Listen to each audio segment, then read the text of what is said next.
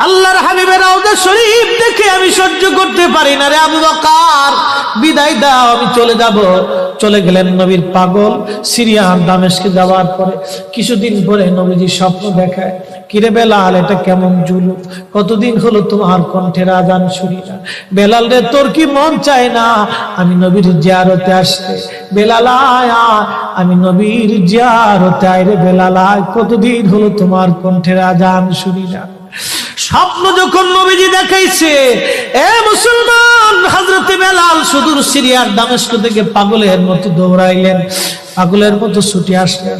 যখন মদিনাতে আসলেন তখন তাহাজ্জুদের সময় চলতেছিল। তাহাজ্জুদের সময় চলার সময় হযরত বেলাল রাদিয়াল্লাহু আনহু কাঠের জালি দিয়ে তখন রওজা শরীফ ঘিরে রাখা ছিল। ওই জালির পাশে বসে বসে জালির সঙ্গে মাথা ঠেকাইয়া নবীর পাগল বসে বসে গুনগুন গুনগুন করে কাঁদে আর বলে, হুজুর, আপনি আসতে বলেছিলেন, গোলাম এসে হাজির হয়েছে। নবী গো, আজান দিতে বলেছেন, আমি আজান দিলে আপনি আগে নামাজ আসতেন, এখন আজান দিলে কি নবী আপনি নামাজে আসবেন?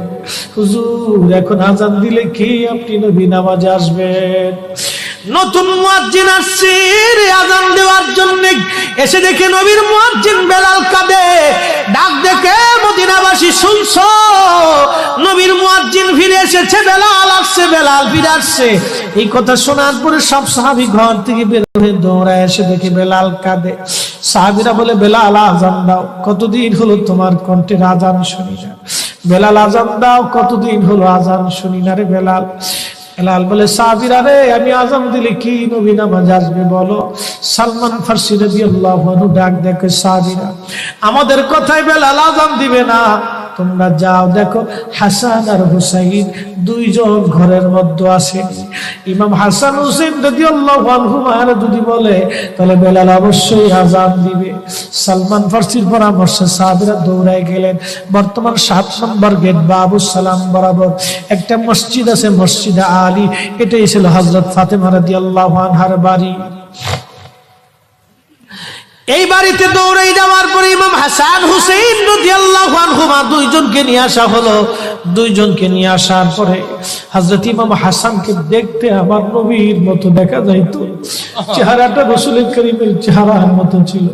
নাতি দৌহিত্র নানার চেহারা পেয়েছিলেন, ইমাম হুসাইনও নানার সুরত পেয়েছিলেন।